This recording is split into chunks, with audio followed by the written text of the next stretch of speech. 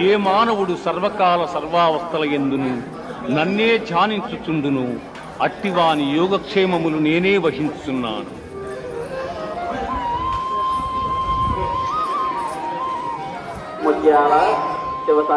పత్రం పుష్పం ఫలం తోయం యో మే భక్త్యా ప్రయచ్చతి తదహం భక్త్యుపకృతం అస్నామి ప్రియతాత్మనః.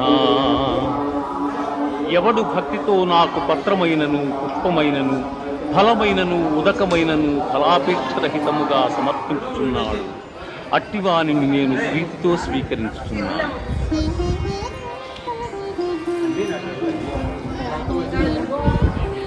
మన్మనా భవ మద్భక్తో మజ్యాజీ మాం నమస్కురు.